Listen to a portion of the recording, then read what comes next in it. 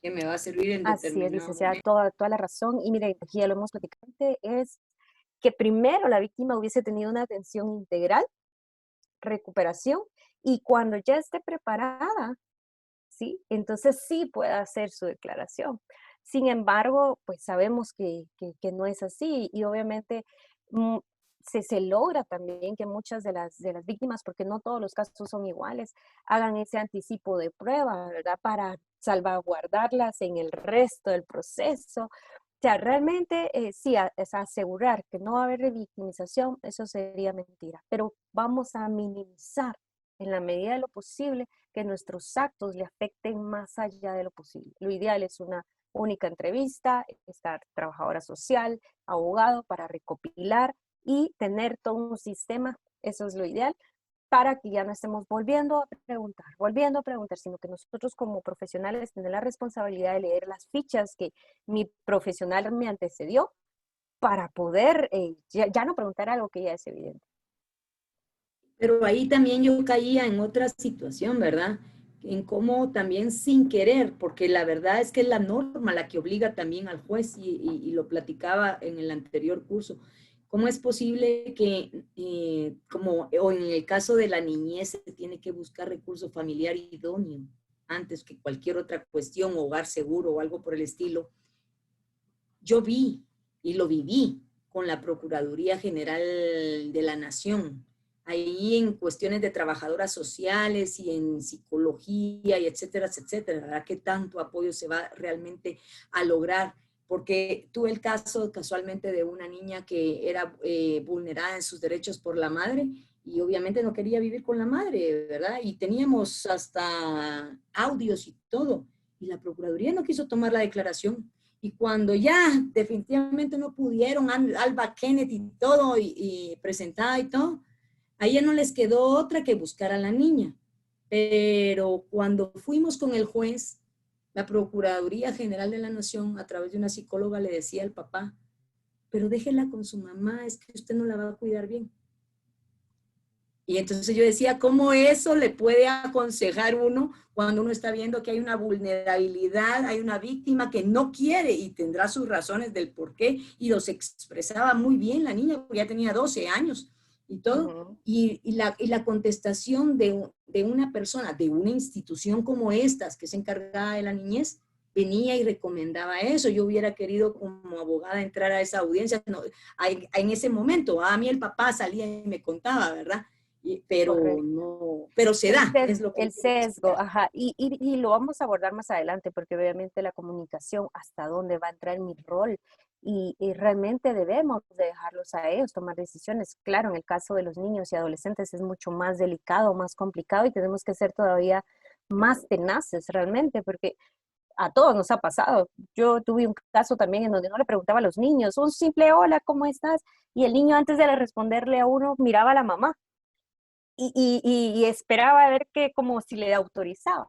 Entonces, solo en eso uno tiene que decir, ok, acá pasa algo, ¿verdad? Acá está sucediendo una situación delicada. Y por supuesto, como lo dice el licenciado, en efecto, todas las instituciones deberían de dar un servicio de calidad, de calidez, ¿verdad? Conscientes, informados en el trauma. Y justamente, licenciada, ese es el reto del instituto. El instituto, la meta es convertirse en ese rector de servicio y atención victimológica y legal, y que sea ese referente para el resto de instituciones, y que él pueda generar, y si ustedes han leído la ley, ¿verdad? Indica, ¿verdad?, que debe de generar políticas, protocolos para las víctimas, para evitar, obviamente, que estas situaciones sucedan y que no sea el Estado el que vuelva a revictimizar. Y esa es la idea de poder dar ahora los mayores esfuerzos para el instituto y que pues justamente logremos minimizar todas estas situaciones, licenciada, pero gracias por compartirlo.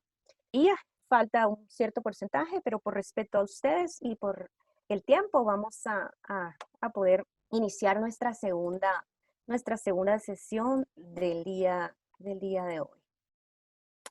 ¿Ok? Y de igual manera, continuamos conociendo y vamos a ver en esta segunda sesión un poco más del impacto del trauma a nivel cerebral. Como les digo, no nos va a convertir en biólogos, en neurólogos, no, pero nos va a dar nociones básicas. Y yo de verdad les pido que si ustedes pueden buscar otros recursos, que lo hagan. De verdad, nos va a ayudar para generar una atención mucho más adecuada. Ok, la agenda, pues igual vamos a tener algunas frases de reflexión, algunos videos, acá vamos a tener un poco más, pero en lo que me interesa realmente es que vamos a tener unos grupos en donde usted se va a dividir en salas con compañeros para compartir experiencias, porque así como nos comparte la licenciada Carla, esta experiencia, yo les aseguro que cada uno de ustedes tiene 1 y 1000 casos más en mente, ¿sí? Y la idea es eso, que podamos también traer a esa mesa, ¿sí? De discusión, cómo hemos visto, y ya con esta información, cómo hemos visto esas reacciones. ¿Será que ahora podemos comprender un poco de cómo se comportaba la víctima en ese momento con nosotros? ¿Por qué se comportaba de esa manera? Y si hubiéramos cambiado algo, ¿sí? Ya teniendo esta otra información, ¿verdad? Entonces, es parte de lo que vamos a ir viendo y es parte de lo que nos interesa más, esa retroalimentación que podamos tener, y vamos a ver unos principios, no son todos, son 4 principios de lo que nos dice la neurobiología. ¿Por qué actuamos como actuamos, verdad? Y eso, como les digo, la psicóloga solo va a hacer un refrescamiento nada más en el caso de trabajadores sociales y abogados que no hemos tenido tanto abordaje, o de repente que sí hemos ido en ese campo, en esa línea, pues vamos a refrescar estos principios, ¿verdad? Y pues las recomendaciones son siempre las mismas, mis queridos profesionales, ¿verdad? Registrar su asistencia electrónica. Recuerden que este curso tiene varias sesiones, entonces ir indicando qué sesión es, sus cámaras de preferencia, por favor, encendidas para que podamos verles, también sus micrófonos en silencio. Respeto a las opiniones, porque seguramente todos tenemos experiencias, opiniones y otras situaciones que por favor respetemos, escuchemos a los demás. Dudas y preguntas por favor al chat. Si no logramos resolverlas, trataremos en la medida posible de hacerle llegar la respuesta. A levantar la mano virtual, ¿verdad? Para poder participar. Y cuando participemos, por favor, ser precisos, ¿verdad? Para respetar el tiempo de los demás. ¿Ok? Y empezamos con esta frase de reflexión que dice así: desde la amabilidad es posible cambiar al mundo. Y es que piensa en algo, porque a veces pensamos, pero es que esa es una utopía, realmente, ¿a qué horas vamos a cambiar el mundo? O sea, no sé si te has puesto a pensar eso, pero ¿a qué horas vamos a cambiar el mundo?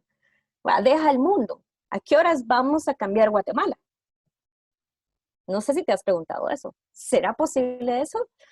Cambiar la cultura, cambiar las normas, cambiar el sistema, cambiar tantas cosas.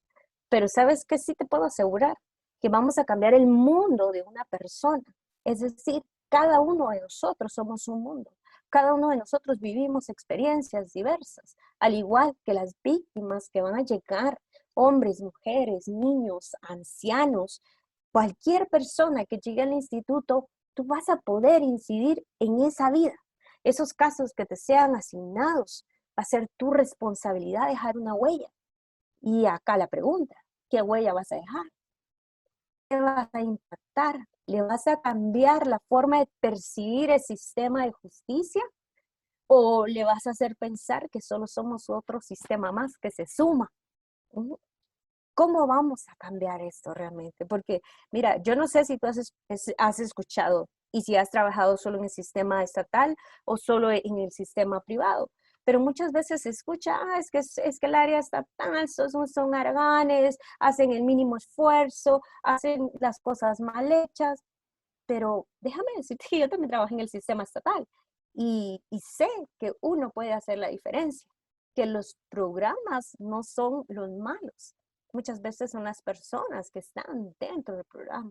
Entonces, tú, ¿cuál es tu expectativa? Y por eso te preguntaba y fue interesante medio ver tus respuestas, ¿verdad? Y que queremos transformar, que queremos incidir, que queremos sí lograr justicia, por supuesto, pero créeme, si tú escuchas a una víctima, lo primero, que admire su valentía, porque solo el hecho de salir de su casa, montar un bus o ver cómo le hizo para llegar a una fiscalía, a una comisaría, solo eso adquirió valor. No sé si alguna vez te ha pasado, pero en tu casa, ¿sí?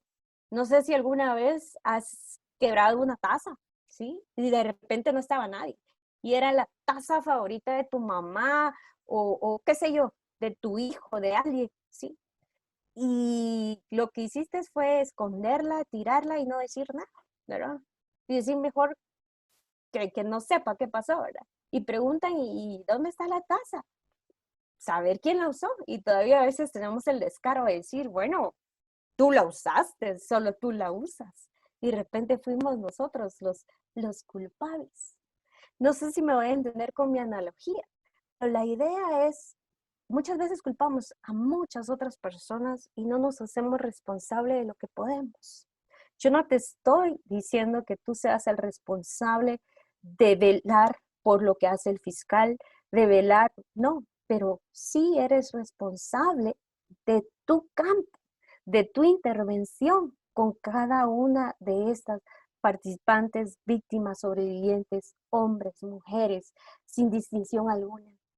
¿Acaso no pasa que cuando la víctima es un niño, niña o adolescente, nos centramos en el padre para obtener la información y muchas veces dejamos de lado al adolescente cuando quién es la víctima? Tal vez no, tal vez me estoy equivocando y tal vez esto no pasa acá en Guatemala. De repente yo solo estoy pensando en otro país, ¿verdad? Pero te digo, tú tienes una responsabilidad. Tú y yo podemos cambiar el mundo de una persona. Y te aseguro que ese mundo ya no va a ser igual. Ahora, quiero empezar con este video. Seguramente algunos lo han visto. Otros de repente no. Perdón, solo voy a regresar porque quiero asegurarme que esté activado el audio.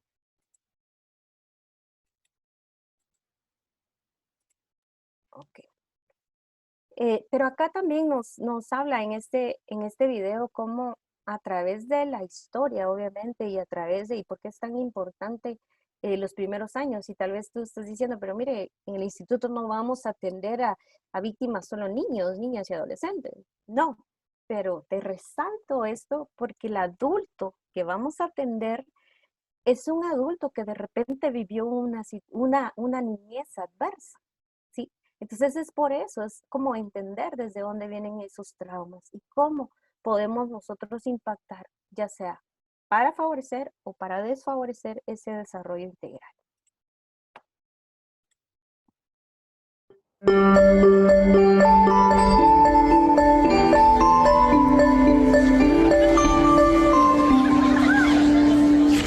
La ciencia nos dice que las experiencias que vivimos en nuestros primeros años realmente afectan la arquitectura física del cerebro en desarrollo. Esto significa que el cerebro no solo nace, sino que también se construye en el tiempo a partir de nuestras experiencias. Así como una casa necesita cimientos sólidos para sostener las paredes y el techo, un cerebro requiere de una buena base que dé soporte a todo su desarrollo futuro. Las relaciones positivas entre los niños pequeños y sus cuidadores literalmente construyen la arquitectura del cerebro en desarrollo. La construcción de cimientos sólidos en los primeros años da una buena base para un adecuado funcionamiento mental y una mejor salud general de por vida. ¿Cómo es que un niño en desarrollo construye y mantiene una base cerebral sólida? Una forma de hacerlo es a través de lo que los expertos llaman interacciones recíprocas de enviar y devolver. Imaginen un partido de tenis entre un cuidador y un niño, en donde en vez de devolver la pelota hacia un lado y otro de la red, se producen diversas formas de comunicación entre una acción y la siguiente, desde el contacto visual hasta el táctil, desde cantar hasta jugar al escondite. Estas interacciones repetidas a través de los años del desarrollo de un niño o niña son los ladrillos con los cuales se construye una base saludable para el desarrollo futuro. Hay otra experiencia que en la niñez moldea el desarrollo cerebral, el estrés. Hay buenos tipos de estrés como conocer gente nueva o estudiar para un examen, que son saludables para el desarrollo porque preparan a los niños para enfrentar desafíos futuros. Otro tipo de estrés, llamado estrés tóxico, es perjudicial para el desarrollo cerebral. Si un niño está expuesto a situaciones como el abuso y la negligencia y no tiene un cuidador que le brinde apoyo, las estructuras básicas de su cerebro en desarrollo pueden sufrir daños. Sin un cimiento sólido que apoye adecuadamente su desarrollo futuro, el niño está en riesgo de experimentar problemas de salud, de desarrollo, incluso de adicción a lo largo de su vida. Es posible corregir posteriormente alguno de los daños que ocasiona el estrés tóxico, pero es más fácil, más efectivo y menos costoso construir temprano una arquitectura cerebral robusta.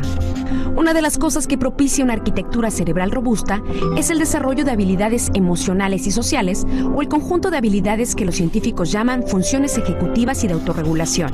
Estas habilidades se pueden visualizar como el control de tráfico aéreo en el espacio mental del niño. Piensen en el cerebro de un niño pequeño como si fuera una torre de control en un aeropuerto con mucho tráfico. Todos los aviones que aterrizan y despegan y todos los sistemas de apoyo en tierra exigen simultáneamente la atención del controlador para evitar un accidente. Igual sucede con el niño pequeño que aprende a prestar atención, a anticiparse y recordar, y a seguir una cantidad de reglas. Como todos nosotros, los niños tienen que reaccionar ante las cosas que suceden en el mundo que les rodea, y al mismo tiempo lidiar en sus mentes con preocupaciones, tentaciones y obligaciones. A medida que estas exigencias se acumulan, el control de tráfico aéreo ayuda al niño a regular el flujo de información, a priorizar tareas y sobre todo a encontrar maneras de manejar sobre la marcha el estrés y evitar colisiones mentales. Es necesario desarrollar esta habilidad para asegurar una salud mental positiva y equilibrada. Desarrollar un control de tráfico aéreo efectivo, superar el estrés tóxico y construir una arquitectura cerebral sólida son cosas que los niños pueden hacer por sí mismos. Y puesto que las sociedades fuertes están conformadas por ciudadanos saludables, depende de nosotros como comunidad asegurar que los niños y jóvenes puedan vivir las experiencias propicias que necesitan para un desarrollo positivo. Para construir un mejor futuro, necesitamos construir mejores cerebros.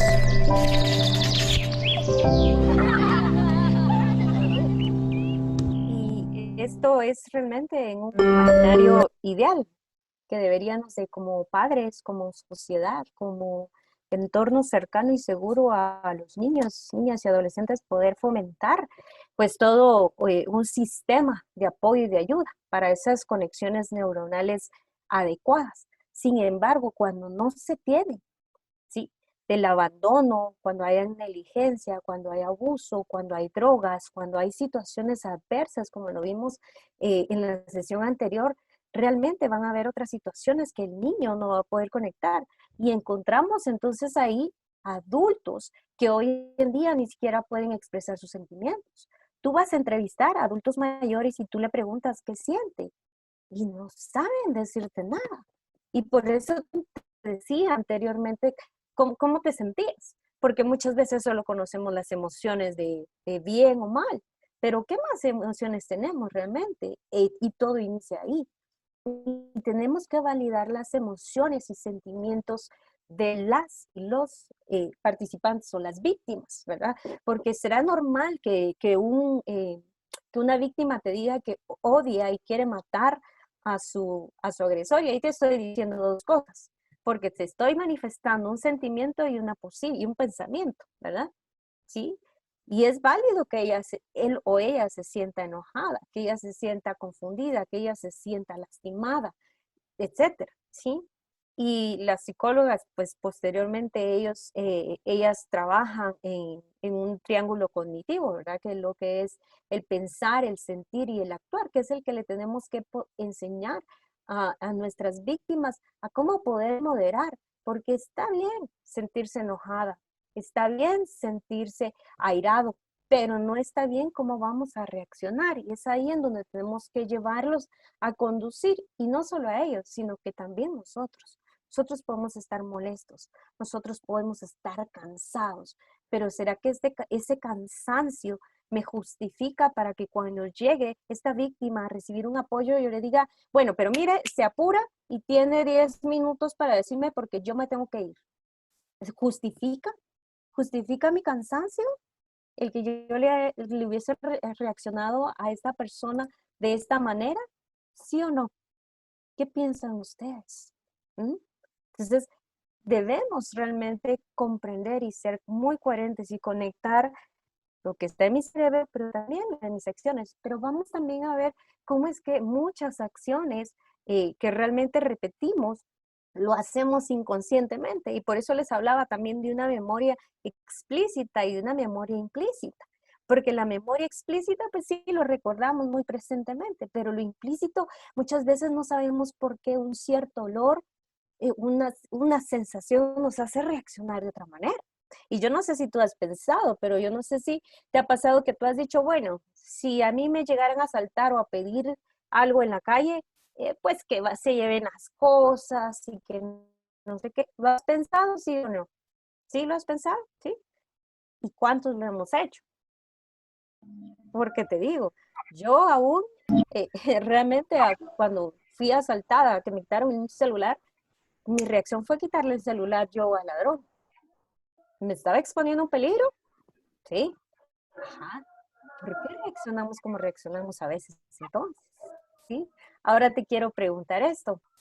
¿Y cómo reaccionamos cuando? Yo te voy a ir mostrando una serie de imágenes y la idea es que tú en el chat puedas ir colocando lo que te evoca o qué harías en ese momento si tú ves esa situación o si tú, ¿qué harías? ¿Te haría miedo? ¿Te haría risa? ¿Pelearías? ¿Te enojarías?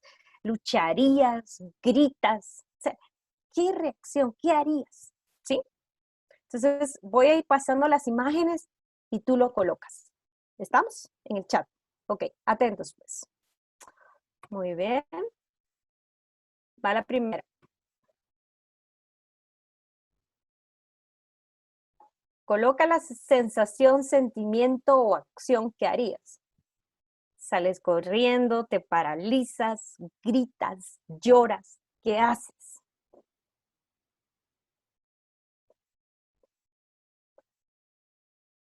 ¿Listo? Vamos con el siguiente.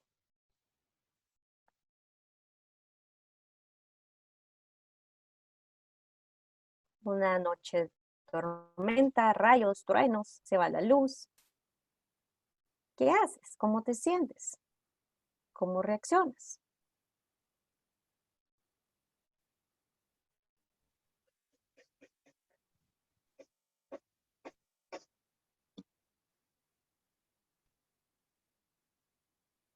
¿Listo? Siguiente.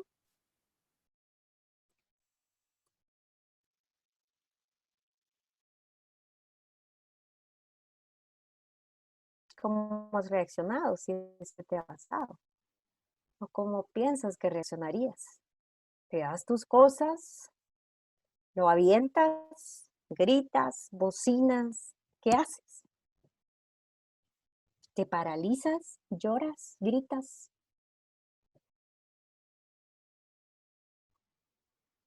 ¿Listo? Otra situación. Y ve la imagen completa. ¿Sí? Violencia. ¿Sí? Y es interesante. ¿Hacia quién es la violencia? ¿Qué haces tú si ves esto en la calle? ¿Mm? ¿Te da igual? ¿Te ríes? ¿Ayudas? ¿Te tomas una fotografía? ¿Qué haces? ¿Gritas? ¿Llamas a la policía? ¿Ayudas? Es un hombre al que le están golpeando. ¿Qué harías? Siguiente.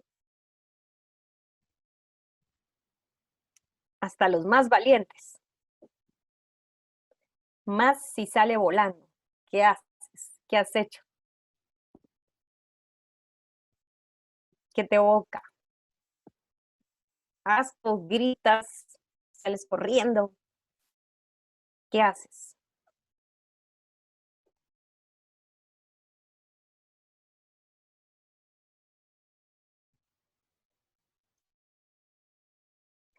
¿Qué haces? Si pasa en el trabajo, ¿qué pasa si es en el bus? Si es a otro chico, si tú ves que están tocando a alguien y sabes que no es su pareja ni nadie conocido, ¿qué haces? ¿Te enojas, peleas, gritas, defiendes? ¿Qué haces? ¿O te paralizas?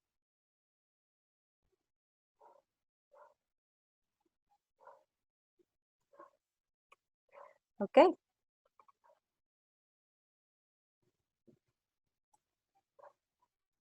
No sé si a alguien le ha pasado alguna de estas situaciones. No sé si lo que han pensado en estas situaciones así lo han vivido o no, o si pensaron algo antes y luego reaccionaron diferente, así como yo les indicaba que yo decía, ok, si me piden el celular, yo pues lo doy y al final lo terminé quitando y poniéndome en riesgo. No sé si alguien quisiera compartir una situación breve y cómo se sintió o si alguna de estas imágenes, qué le causó. ¿Una o dos personas? ¿Dónde le doy para compartir, Jessie? Rosemary. Okay. ¿Dónde le pongo para que quiero hablar? Ah, ya me meto. Rosemary pidió la palabra. Rosemary, el tiempo es tuyo. Me meto al chat, ¿verdad? Buenas tardes a todos. Participar. Buenas tardes a todos. Pues yo, las cucarachas me dan miedo y como asco. Y hace poco había una por ahí donde yo registré la cajita, salió. Es porque tengo Yo empecé a gritar y a saltar y no me movía de ahí. O sea, me asusté, pero no me movía del lugar y estaba brincando en el mismo lado. Y fue, no sé, feo y susto, porque me dan como asco. Solamente gracias. Gracias, Rosemary, por la confianza y contarnos eso. Sí, gracias. Virginia, también tienes levantada la mano. El tiempo es tuyo, Virginia.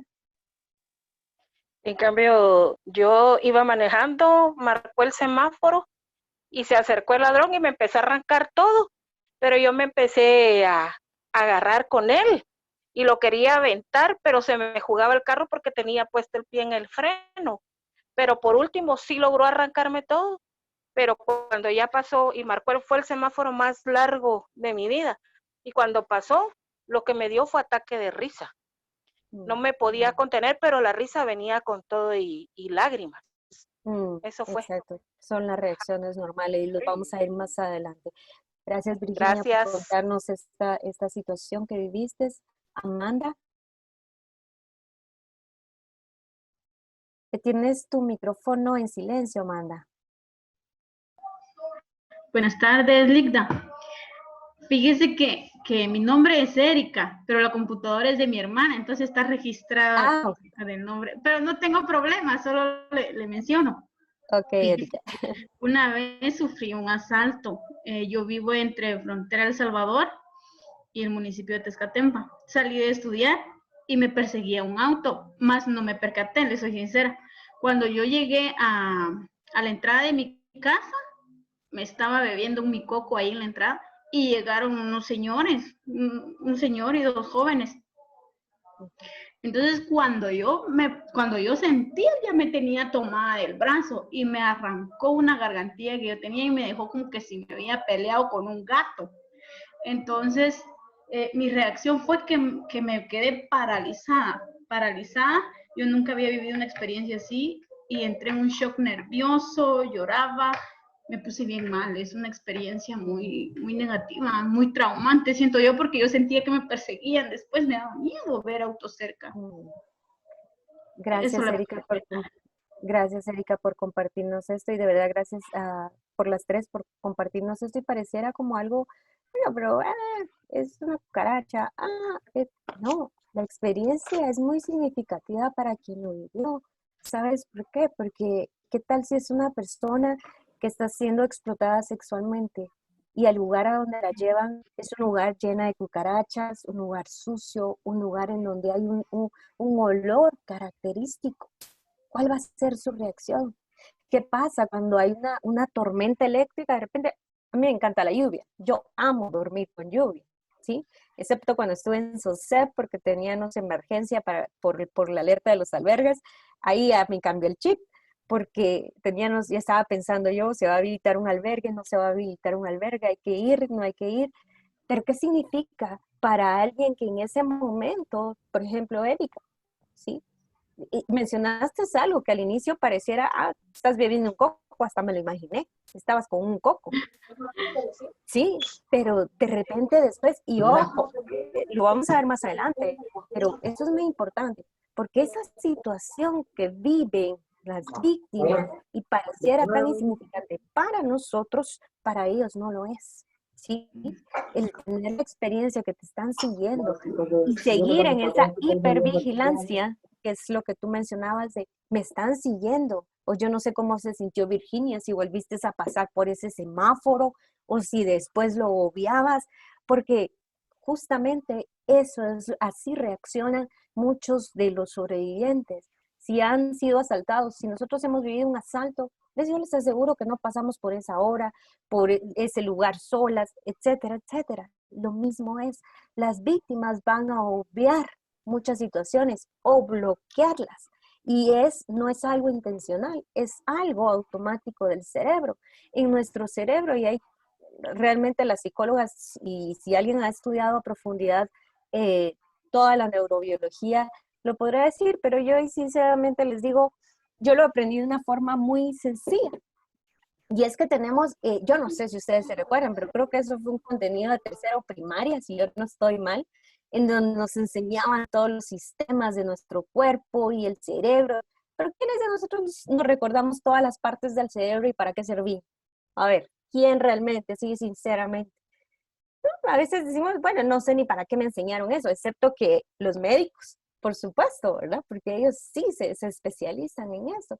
Pero después nosotros dejamos a un lado muchos conocimientos y principalmente estos. Pero te digo, hay algo muy importante y es que tenemos que recordar que tenemos un cerebro primitivo, ¿sí? Y ese cerebro primitivo, que es toda esta parte de atrás, te lo voy a ejemplificar con mi mano porque no se puede ver, pero hágame de cuenta que este es un cerebro, ¿ok? Este va a ser el tronco, que es la parte de atrás, ¿sí?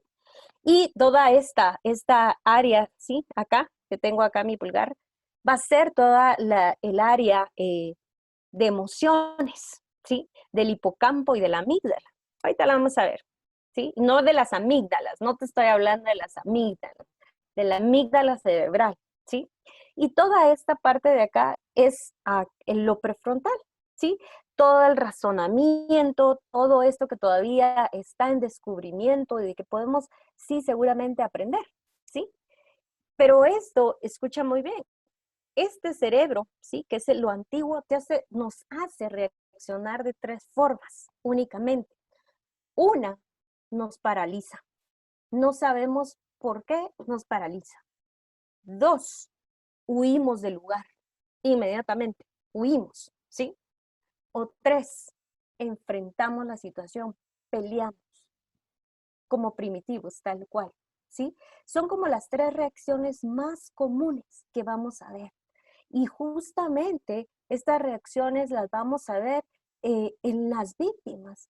Y muchas veces decimos, si es un jovencito, si es un hombre víctima de violencia sexual, ¿por qué no se defendió? ¿Por qué no hizo nada? Seguro él tuvo la culpa, él lo incitó, ¿sí o no? Te dejo eso a consideración, ¿sí? Pero ¿cuántas veces se ha pensado eso? ¿Sí? Entonces, tenemos que conocer que el impacto también cerebral nos puede hacer reaccionar. Como decía también Virginia, el llorar, o sea, es una emoción que no podía controlar, o el reírse, ¿sí? ¿Y a quién se ríe por nervios? ¿Sí? Entonces, todas esas situaciones son las que tenemos que aprender a conocer para poder dar un tratamiento adecuado a la víctima y poder saber que de repente un lugar oscuro le va a causar obviamente una sensación incómoda. Y ojo, llevarla entonces a una inspección ocular, al recorrido en donde fue víctima y atravesar una y otra vez la situación que vivió, ¿será positivo para ella, para él?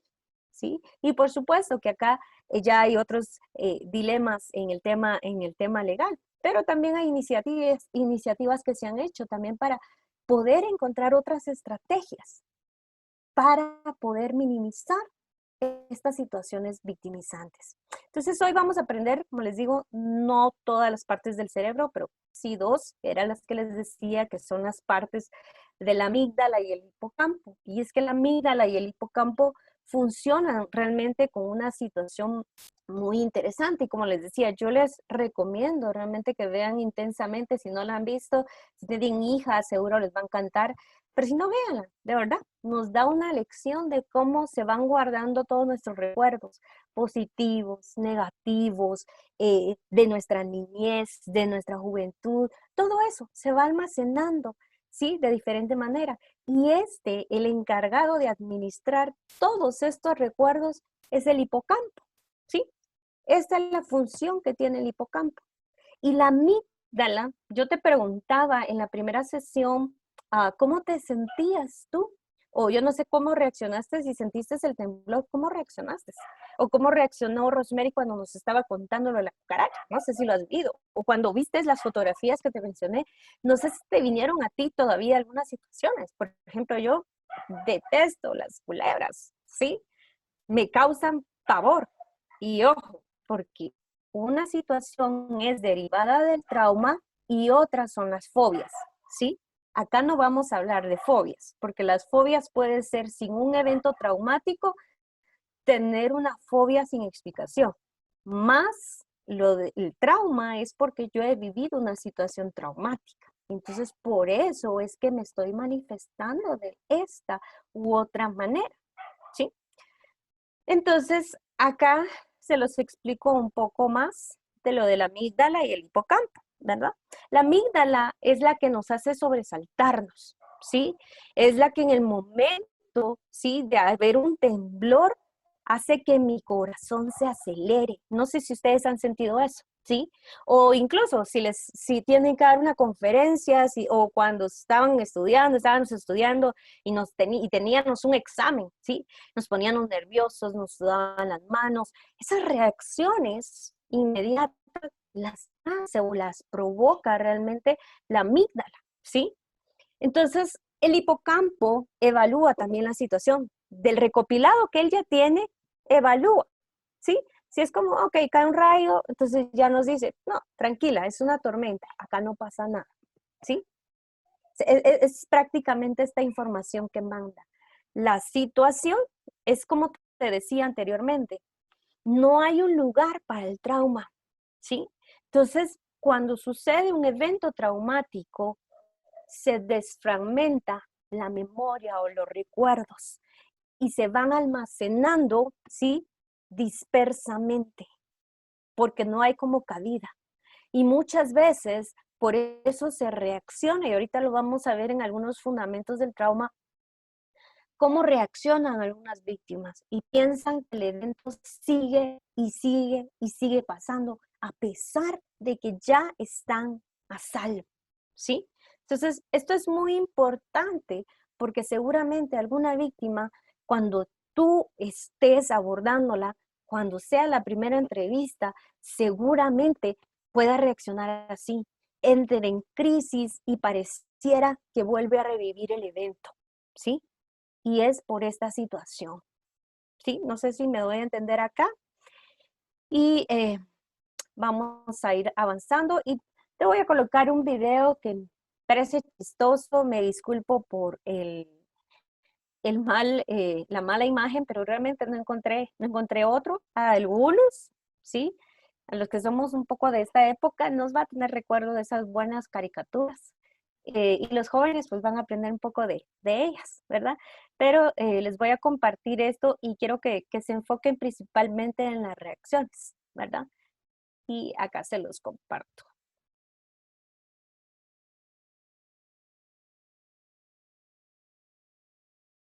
Es como si el instinto del miedo de nuestros ancestros todavía viviera allí, listo para oprimir el botón del pánico.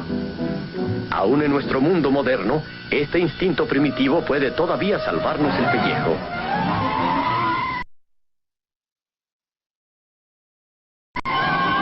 En el momento en que se percibe el peligro, el instinto del miedo recibe el mensaje e inmediatamente oprime el botón del pánico. Como un relámpago se movilizan todas las reservas del organismo. La respiración se acelera y se hace más profunda, y por esta acción, los pulmones aumentan su actividad y aportan más oxígeno a la sangre. El hígado, una de cuyas funciones es servir como depósito del azúcar de la sangre, en este momento la libera en grandes cantidades hacia el torrente sanguíneo para dar energía extra. Las glándulas suprarrenales también aumentan su producción, vertiendo sus secreciones para estimular el músculo cardíaco, el cual a su vez reacciona aumentando la velocidad de bombeo. En los órganos de la digestión, algunas arterias se contraen, disminuyendo el suplemento de sangre en estas zonas. Esto permite que se cuente con más sangre que necesitan los músculos para pelear o para huir. Y todo esto pasa en una fracción de segundo. Como cualquier animal, el hombre ha utilizado su sobrecarga de energía para evitar el desastre y además para decir un poco lo que piensa. Debe estar preparado ahora para continuar adelante sin ningún efecto dañino. Pero a diferencia de los otros animales, el hombre tiene algo más que instinto. Tiene un intelecto superior y una imaginación brillante y creativa. Desafortunadamente, esta imaginación puede crear peligros irreales y desencadenar tensiones y miedos innecesarios. Tomemos el caso de un estudiante bien preparado bajo la presión de los exámenes. Listo. ¿Y si contesté mal? Ay, no. No me aprobarán. Adiós, bachillerato. No triunfaré en la vida. Voy a ser un fracasado. Ni siquiera podré comprar un auto. Esta amenaza imaginaria de inmediato despierta el instinto del miedo, igual que si el peligro fuera real. En este caso, el peligro no solo fue imaginario, sino también pasajero, y la tensión se alivió. Pero veamos qué pasa si el miedo despertado por peligros imaginarios continúa por períodos prolongados. Buenos días, jefe. Sí. Su jefe simplemente estaba preocupado en ese momento. Oh, algo sucede. Está molesto conmigo. Tal vez quiera despedirme. Volvemos a empezar y nuestro hombre está listo para pelear o correr. No tengo por qué soportar eso. Le daré su merecido. ¿Estoy loco? Él es mi jefe. Me echará a la calle. Eso no lo podrá hacer. Antes renuncio. Esa es otra locura. ¿De qué voy a vivir? Tengo una familia que mantener y gastos y... Ni pelear ni correr tiene sentido en esta situación, así que debe tragarse su orgullo junto con todos los preparados bioquímicos no utilizados que fabricó. Así que nuestro hombre literalmente se cocina en sus propios jugos. Si esta situación de tensión mental, basada en el temor generada dentro de uno mismo, se mantiene durante el tiempo del descanso, puede dar resultados muy desfavorables. Puede destruir el reposo, interrumpir los procesos normales de regeneración del organismo y, aún peor, puede desencadenar la pesadilla de las enfermedades psicosomáticas, lo que significa enfermedades inducidas en el cuerpo por la mente. Si las arterias del estómago permanecen contraídas a causa del permanente estado de alarma, la capa más interior de la pared del estómago carecerá de oxígeno. Las células se desintegran, dejando la segunda capa sin protección, y entonces el ácido contenido en el estómago puede actuar sobre esa segunda capa. Literalmente, se abre paso a fuego y el resultado es una úlcera péptica. En otras áreas hay también problemas cuando el hígado, espoleado por el peligro continuo imaginario, mantiene el aporte de más y más azúcar hacia el torrente sanguíneo. Normalmente, un órgano llamado el páncreas produce una sustancia llamada insulina que mantiene el balance del nivel de azúcar en la sangre. Sin embargo, después de un periodo largo, el páncreas pierde la carrera, lo cual resulta en que queda mucho azúcar en la sangre.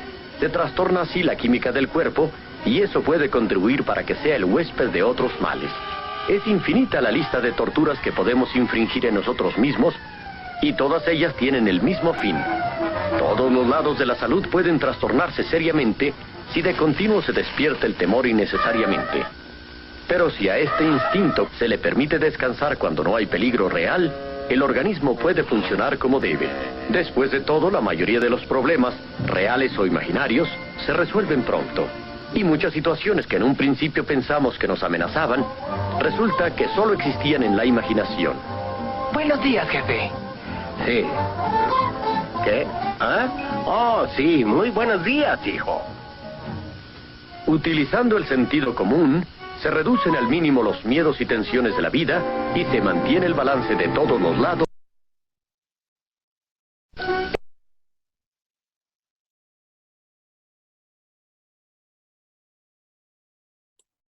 Perdone. Acá veíamos realmente esa reacción que yo les decía, ¿verdad? Esas reacciones primitivas que usualmente tenemos. Sin embargo, si nos ponemos nosotros en el lugar de una víctima, dependiendo de qué delito esté le hubiesen cometido en contra de ella o de él, así va a ser el estrés. O sea, ponte a pensar en el estrés que vive una víctima de violencia sexual, de una víctima de trata, de una víctima de robo, ¿sí? De estas situaciones, y son sucesivamente y se han ido a lo largo de su vida. ¿Cómo ha afectado? Entonces, realmente ellas se mantienen en constante estrés, y los principios de la neurobiología nos mencionan 4 principales, y estos son: 1, aunque todos hubiésemos enfrentado una situación similar, nadie de nosotros va a responder de la misma manera, ¿sí?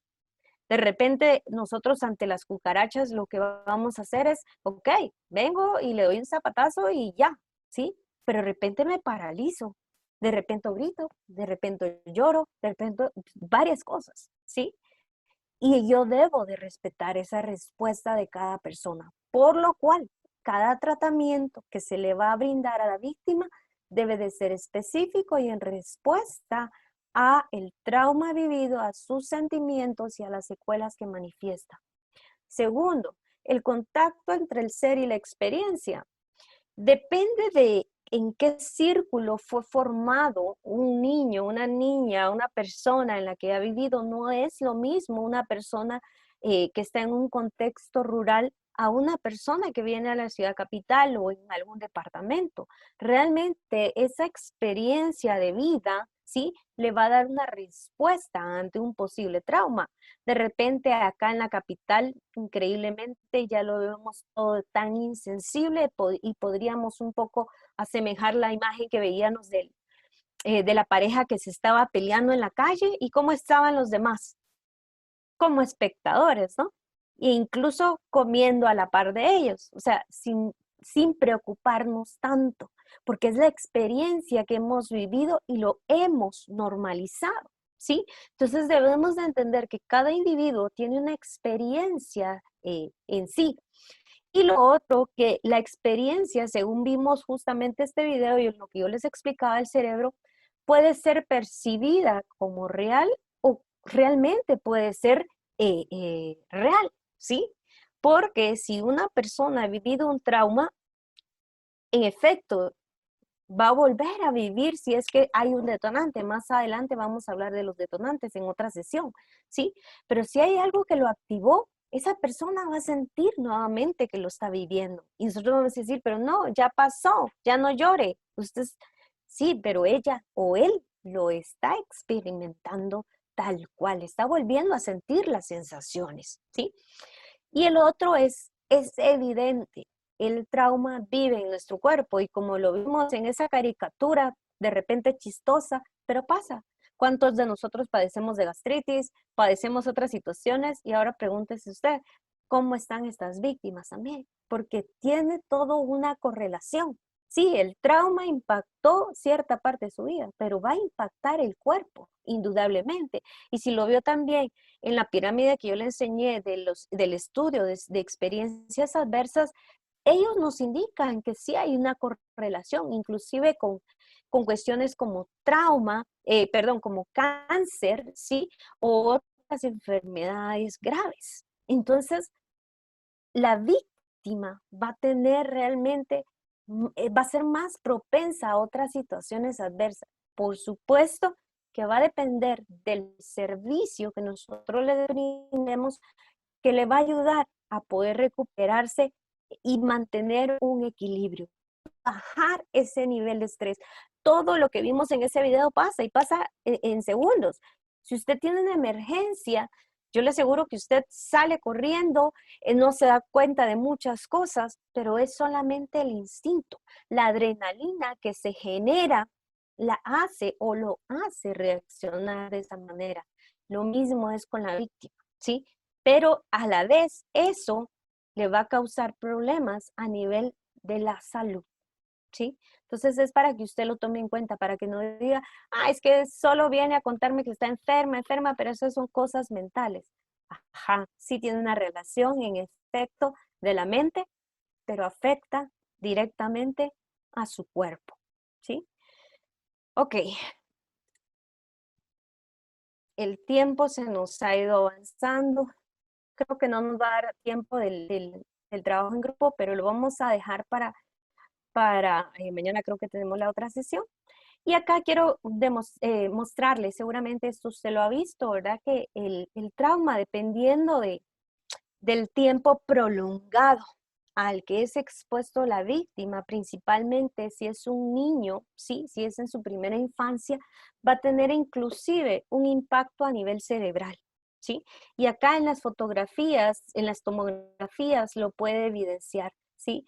Él, obviamente, a mí me aparece en el lado derecho, un extremadamente pequeño el cerebro, incluso las partes que usted ve en negro son partes que no se han desarrollado, neuronas que no se lograron conectar. Entonces muchas veces decimos, pero ¿por qué no habla? ¿Por qué tartamudea? ¿Por qué no puede pensar? ¿Por qué no puede responder tan rápido? Es porque el impacto también se generó a nivel cerebral, ¿sí? Entonces realmente esto es muy, muy interesante poder verlo y poder dimensionar que si es, y por eso les decía, les estoy hablando de niñez, pero pónganse a pensar, si llega un adulto mayor, ¿cuántos traumas no ha vivido? Si llega igual un adulto joven, de la misma manera, ¿cuántos traumas no ha vivido? ¿Sí? Y entonces nosotros podemos poder incidir en un trato digno hacia ellos. Dice que en la práctica los neurocientíficos explican que desde el primer día de vida los niños necesitan esa interacción, ¿verdad? Para nutrir su cerebro. Y en el otro video también veíamos que el niño necesita una respuesta, ¿sí? Para ir generando esas neuronas. Y si no, no se logra. Si está un padre ausente, si hay alcoholismo, si hay violencias, si hay demás, cómo está ese cerebro de nuestros niños, de nuestros participantes, de nuestras víctimas, ¿sí? Y esto te lo dejo para que tú lo puedas investigar. Es interesante, esto salió hace un año y medio, si no estoy mal. Es un caso de Rumanía. Hicieron un estudio de hogares de abrigo para niños, ¿verdad? Huérfanos, y hacen el análisis del impacto a nivel cerebral y cómo inclusive el hipocampo y la amígdala eran afectados, ¿sí? Entonces puedes buscarlo, si tú lo deseas ampliar un poco más, puedes buscar, este caso es muy interesante, salió en varios noticieros, entonces vas a conseguir esa información si tú lo deseas. Y bueno, esta es la parte que te decía, pero justamente nos quedan 5 minutos y tienes un curso más. Entonces, lo que te voy a pedir es que tú tomes una fotografía de estas instrucciones y con ello vamos a iniciar en la siguiente sesión, ¿sí? Esto lo vamos a trabajar en grupo, pero la idea es que tú pienses en un caso, una víctima. Yo sé que si has estado mucho tiempo en el sistema o en alguna institución tienes muchos casos, pero que tú identifiques solo uno y que tú veas estas cuestiones que te estoy planteando acá y luego lo vamos a ver mañana en grupos. La idea es que puedas pensar en esa víctima, pero que pienses también qué tipo de violencia sufrió o qué trauma, qué comportamientos tenía esta víctima que a ti te desconcertaban en un momento dado, ¿verdad? ¿Tuviste alguna situación difícil con esta víctima? ¿No pudiste atenderle como debía? ¿Sí? Ya posterior mañana vamos a tener el tiempo para poder, integrantes de 5 grupos, nosotros vamos a hacer el grupo acá por Zoom, vas a poder compartir.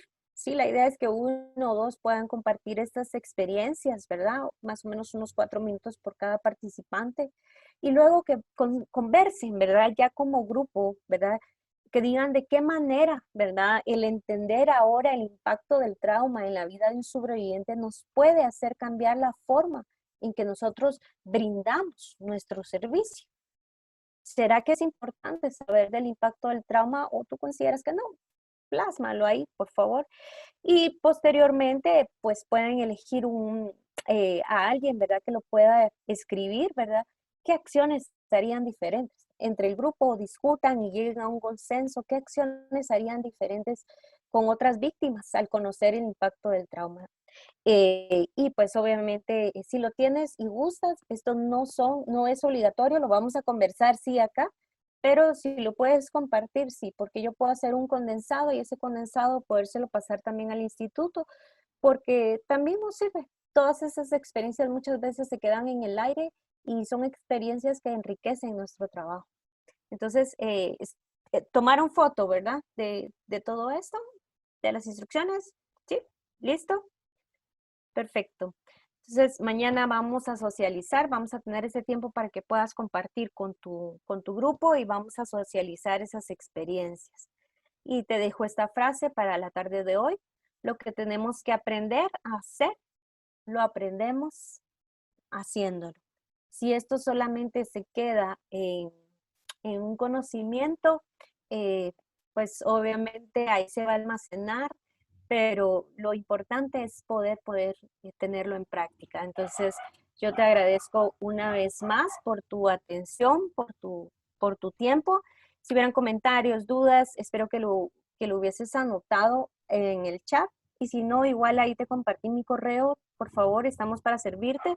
Y de igual manera, tenemos todavía otras sesiones para ir agotando. Entonces, espero que podamos seguir compartiendo, conocer de tu experiencia, poder darte un poco de lo que tengo y poder llevarme mucho de lo que sin duda ustedes tienen y de lo que sin duda van a compartir con las víctimas. Tengan la esperanza que van a hacer un cambio en el mundo de una persona. Que tengan una bonita tarde y nos vemos primero Dios mañana. Muchas gracias, Celia. Tenemos todavía 7 sesiones más y la verdad es que ustedes podrán darse cuenta que ni se sienten, ¿verdad? Muchas gracias. Cada hora. Muchas gracias. En este momento les voy a pedir, por favor, ahorita Gracias, buena tarde. simultáneas para que puedan irse a conectar con sus diferentes, digamos, en sus diferentes grupos profesionales. Perdón, no le escuchamos muy bien. Ahorita vamos a ir a las sesiones simultáneas, ¿verdad? Donde ya nos dividimos por profesiones. Ah, ok, gracias, muy amable. Gracias. Buenas tardes, una pregunta. ¿El link para poder ingresar a la sección de abogados? Se los compartí. Eso no, está solo el general en el grupo de WhatsApp y en los correos, por lo menos a mí no me ha llegado el específico.